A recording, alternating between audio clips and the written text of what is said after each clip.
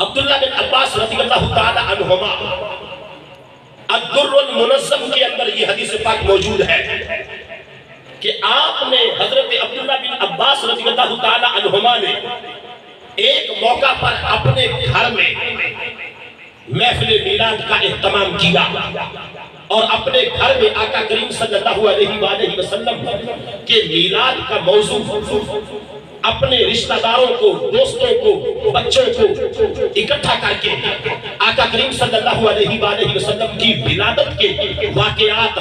ان کو سنا رہے تھے اور ان کو سکھا رہے تھے۔ اتنا تھا کہ صحابہ اکرام جو حضرت عبداللہ بن عباس رضی اللہ تعالی عنہما کا بیان سن رہے تھے جو میلاد کے موضوع پر تھا، حدیث کی الفاظ ہیں،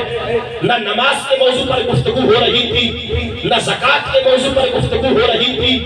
کسی دوسرے موضوع پر گفتگو نہیں حضرت عبداللہ بن عباس کر رہے تھے، صرف اور صرف آقا کریم کی ولادت کا ذکر کر رہے تھے اور حضور کی ولادت کے وقت جو واقعات رونما ہوئے ان کو بیان کر رہے تھے اور صحابہ حضرت عبداللہ بن عباس کی تقریر کو سن کر اللہ کی حمد اور آقا کریم پر درود و سلام پڑھ رہے تھے۔ جیسے ابھی آپ نے سبحان اللہ کہا ہے کہ اللہ پاک ہے، ایسے ہی حدیث کے ہو بہو الفاظ ہیں، بالکل ایک رتی برابر بھی کوئی کمی نہیں ہے کہ حضرت عبداللہ بن عباس رضی اللہ تعالی عنہما آقا کریم کی ولادت کا ذکر جب کر رہے تھے اور صحابہ اس ذکر کو سن کے خوش ہو رہے تھے تو صحابہ آگے سے سبحان اللہ کی ندا بلند کر رہے تھے، صحابہ آگے سے ماشاءاللہ اور آگے سے اللہ اکبر کی صدا بلند کر رہے تھے اور صرف اللہ اللہ نہیں کر رہے تھے، حضرت عبداللہ بن عباس کی ولادت مصطفیٰ کے موضوع پر تقریر کو سن کے آقا کریم پر درود و سلام بھی پڑھ رہے تھے۔ جب یہ میلاد حضرت عبداللہ بن عباس کے گھر میں ہو رہا تھا تو اتنے میں آقا کریم بذات خود تشریف لے آئے۔ اگر میلاد ناجائز ہوتا، اگر میلاد جائز نہ ہوتا، اگر میلاد کے موسم میں ذکر ولادت مصطفیٰ کر کے اللہ کی حمد کو بیان کرنا اور آقا کریم پر درود و سلام پڑھنا یہ جائز نہ ہوتا تو بذات خود آقا کریم جب آ گئے تو آقا کریم فوری طور پہ منع کر دیتے کہ یہ تو بدعت ہے، عبداللہ بن عباس تم میرے چچا کے بیٹے ہو، یہ تو شرک ہے، تم کیوں میرے میلاد اور میری ولادت کا ذکر کر کے اور یہ صحابہ تم کیا کر رہے ہو، اللہ اکبر کہہ رہے ہو، سبحان اللہ کہہ رہے ہو، اللہ کی حمد بیان کر رہے ہو اور میرے اوپر درود و سلام پڑھ رہے ہو،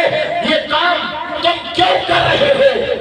نہیں، خدا کی قسم حوالہ میں لے کے جا رہا ہوں، بخشو میں رہتا ہوں، اتنی لمبی چوڑی کوئی مسافت ہے نہیں، جس دن چاہو، جب چاہو، اگلے سال چاہو، اسی ہفتے چاہو یا صبح ہی بھائی علی شیر سے میرا نمبر لے کر کال کرنا تمہارا کام ہے، خدا کی قسم حوالہ دکھا دینا اس بندہ ناچیز کا کام ہے۔ صلی اللہ علیہ وآلہ وسلم نے اس جلسے کو سن کر پوچھا کیا کر رہے ہو؟ حالانکہ تیرا میرا ایمان ہے وہ جو عرش کے پار کی خبریں دے سکتا ہے